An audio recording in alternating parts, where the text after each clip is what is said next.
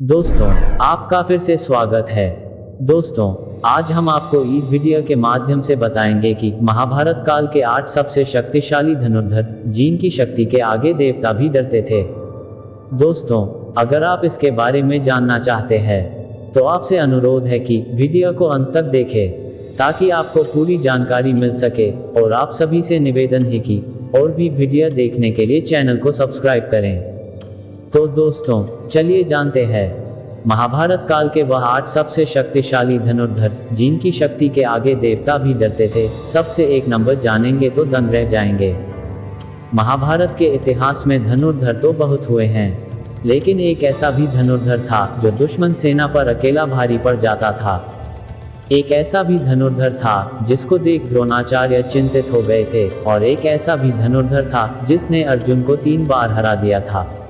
एक ऐसा भी धनुर्धर था जिसने देवराज इंद्र को भी हरा दिया था, और एक ऐसा भी धनुर्धर था जिसे देख कृष्ण और अर्जुन भी डर गए थे, जो अपने 3 बाण से महाभारत के युद्ध को खत्म कर सकता था। और एक ऐसा भी धनुर्धर था जिसके सामने बड़े बड़े धनुर्धर योद्धा बच्चे समान थे। धनुर्धर तो बहुत हुए, परंतु सर्वश्रेष्ठ तो सर्वश्रेष्ठ होता है। महाभारत में धनुर्धरों की गाथाएं अद्वितीय और अतुलनीय हैं, और प्रत्येक धनुर्धर ने अपनी अपनी क्षमताओं से इतिहास को प्रभावित किया है। आप क्या सोचते हैं, कौन थे सर्वश्रेष्ठ धनुर्धर? अंदाजा लगाए। शायद आप कहेंगे अर्जुन जी नहीं, आप कहेंगे कर्ण जी नहीं, आप कहेंगे एकलव्य या भीष्म जी नहीं। अभी भी अगर आप कोई अंदाजा लगा नहीं सके तो चलिए जानते हैं। महाभारत, जिसमें असंख्य वीर योद्धाओं की कथाएं हैं, जिन्होंने अपने धनुर्विद्या कौशल से इतिहास में अमरता प्राप्त की, इस कालखंड में अनेक धनुर्धर हुए हैं जिनकी गाथाएं आज भी प्रेरणादायक हैं। आइए महाभारत काल के कुछ सर्वश्रेष्ठ धनुर्धरों के बारे में जानते हैं। महाभारत काल के सर्वश्रेष्ठ धनुर्धर, उसके जैसा धनुर्धर महाभारत के बाद आज तक ना ही कभी हुआ है, और शायद ना ही कभी होगा। तो चलिए जानते हैं महाभारत काल के 8 सबसे शक्तिशाली धनुर्धरों के बारे में। नंबर 8 पर है भीष्म पिता। गंगापुत्र भीष्म, वह एक अकेले ऐसे योद्धा थे कि जिन्होंने उस समय पृथ्वी पर हस्तिनापुर को अपराजित कर दिया था।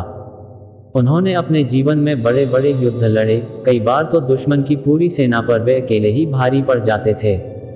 जब कुरुक्षेत्र का युद्ध शुरू हुआ था, तब पितामह भीष्म कौरवों के प्रथम सेनापति बने थे।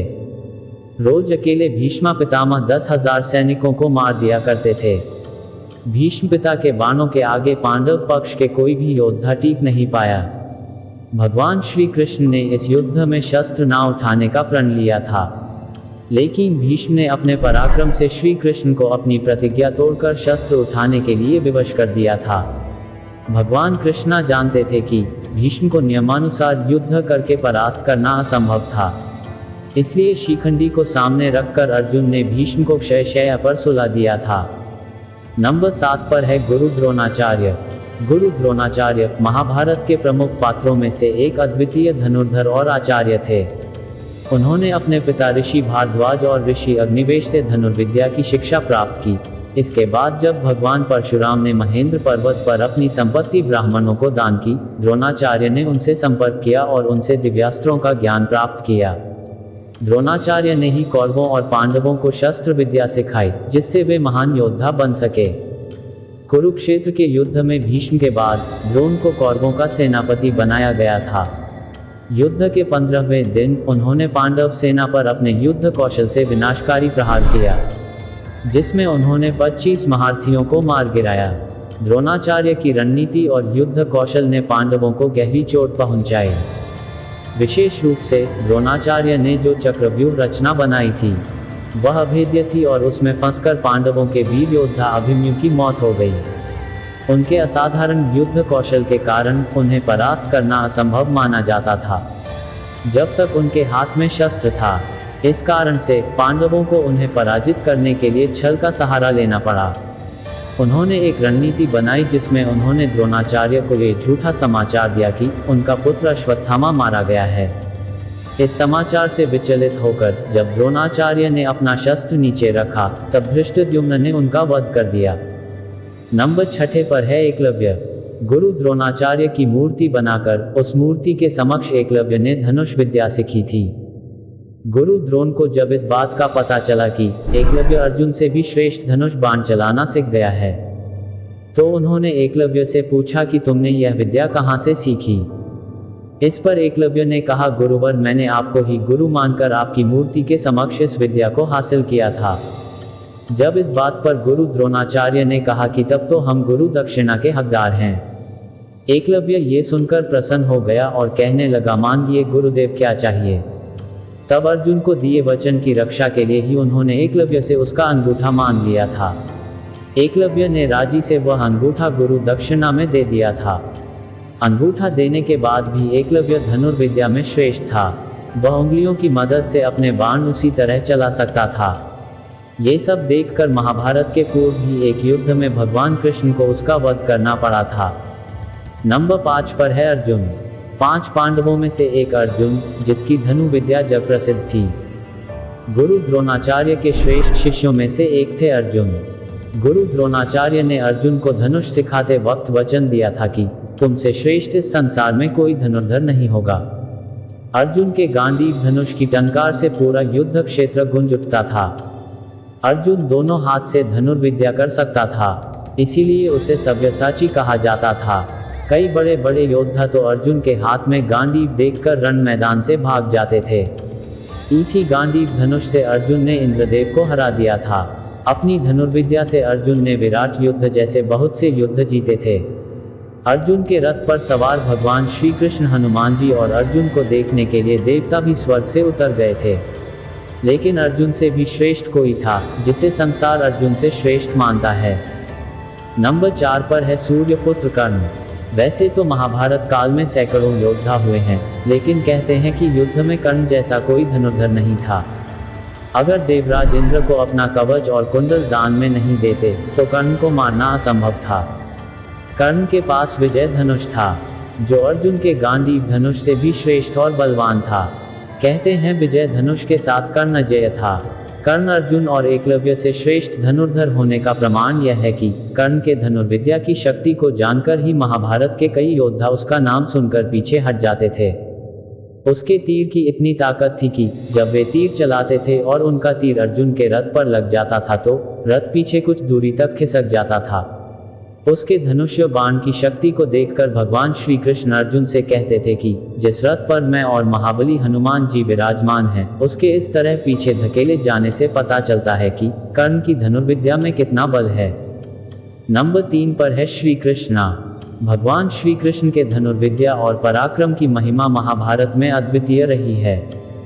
उन्होंने लक्ष्मणा के स्वयंवर में धनुष प्रतियोगिता में भाग लेकर सभी धनुर्धरों को पीछे छोड़ दिया और आसानी से लक्ष्मणा को जीत लिया। इससे जाना जाता है कि भगवान श्री कृष्ण का धनुर्विद्या में अत्यधिक कुशलता थी और वे सर्वश्रेष्ठ धनुर्धरों में गिने जाते हैं। इस प्रतियोगिता में उनके धनुष का नाम शारंग था, जो उनकी अद्वितीय धनुर्विद्या को प्रतिष्ठित करता है। इस घटना से भगवान श्री कृष्ण की अत्यंत उत्कृष्ट धनुर्विद्या और पराक्रम का प्रमाण मिलता है। नंबर 2 पर है बर्बरीक। बर्बरीक महाभारत काल का सर्वश्रेष्ठ धनुर्धर था। युद्ध के मैदान में भीमपौत्र बर्बरीक, जिसे भगवान शिव ने 3 आज्ञाकारी अमोघ बाण दिए थे, जो कभी खाली नहीं जाती और अपना कार्य करके उसके पास वापस लौट आते थे। बर्बरीक ऐसा वीर योद्धा था जिसने ये घोषणा कर डाली कि मैं उस पक्ष की तरफ से लड़ूंगा जो युद्ध में हार रहा होगा। भीम के पौत्र बर्बरीक के समक्ष जब अर्जुन तथा भगवान श्री कृष्ण उसकी धनुर्विद्या विद्या का चमत्कार देखने के लिए उपस्थित हुए, तब बर्बरीक ने अपनी वीरता का छोटा सा नमूना मात्र ही दिखाया। कृष्ण ने कहा कि ये जो वृक्ष है, इसके सारे पत्तों को एक ही तीर से छेद दो तो मैं मान जाऊंगा। बर्बरीक ने आज्ञा लेकर तीर को वृक्ष की ओर छोड़ दिया। जब तीर एक एक कर सारे पत्तों को छेदता जा रहा था, उसी दौरान एक पत्ता टूटकर नीचे गिर पड़ा। कृष्ण ने उस पत्ते पर यह सोचकर पैर रखकर उसे छुपा लिया कि यह छेद होने से बच जाएगा, लेकिन सभी पत्तों को छेदता हुआ वह तीर कृष्ण के पैरों के पास आकर रुक गया। तब बर्बरीक ने कहा, प्रभु, आपके पैर के नीचे एक पत्ता दबा है, कृपया पैर हटा लीजिए, क्योंकि मैंने तीर को सिर्फ पत्तों को छेदने की आज्ञा दे रखी है, आपके पैर को छेदने की नहीं। उसके इस चमत्कार को देखकर कृष्ण चिंतित हो गए। भगवान श्री कृष्ण ये बात जानते थे कि बर्बरीक प्रतिज्ञावश हारने वाले का साथ देगा। यदि कौरव हारते हुए नजर आए तो फिर पांडवों के लिए संकट खड़ा हो जाएगा। इस बात को जानकर अर्जुन भी डर गए थे। भगवान शिव की कृपा से बर्बरीक के पास ऐसे 3 अमोघ बाण थे, वह कभी खत्म नहीं हो सकते थे और उसमें पूरे महाभारत के युद्ध को ही समाप्त करने की शक्ति थी। इस तरह धनुर्विद्या में उसको हरा पाना असंभव था। इसी कारण भगवान कृष्णा ने महाभारत के युद्ध के पहले उसका शीश दान में मांग लिया था। नंबर 1 पर है परशुराम। भगवान परशुराम सबसे बड़े धनुर्धर थे। महाभारत काल के धनुर्विद्या के गुरु थे परशुराम जी। पौराणिक कथा में वर्णित है कि महेंद्रगिरी पर्वत भगवान परशुराम की तप की जगह थी। कहते हैं स्वयं भगवान शिव ने परशुराम जी को धनुर्विद्या का ज्ञान दिया था। परशुराम जी भगवान विष्णु के शक्ति वेश अवतार है, इसीलिए इनकी तुलना किसी से नहीं हो सकती। भगवान परशुराम के पास वैष्णव धनुष था, वह स्वयं नारायण का था। वह धनुष भी भगवान शिव के पिनाक धनुष के जैसा ही बलवान था।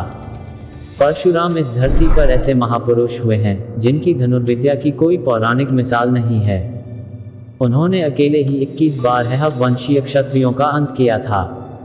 भगवान परशुराम महाभारत काल के समय द्वापर युग में भी थे, जिन्होंने पितामह भीष्म कर्ण और खुद गुरु द्रोणाचार्य को भी धनुर्विद्या की शिक्षा दी थी और गुरु द्रोण से अर्जुन और अश्वत्थामा की शिक्षा हो सकी थी। इसीलिए यह महाभारत के सभी योद्धा उनके सामने बच्चे हैं, क्योंकि वे तो महाभारत से पूर्व त्रेता युग में भगवान श्री राम के सामने भी पहुंच गए थे। श्री राम के हाथों शिव धनुष टूटने पर उनकी परीक्षा ली थी। भगवान परशुराम ने ही श्री राम को अपना वह शक्तिशाली वैष्णव धनुष दिया था। भगवान श्री राम ने भी उनकी प्रदक्षिणा करके आशीर्वाद दिया था, जिससे ही भगवान श्री राम ने रावण का अंत किया था।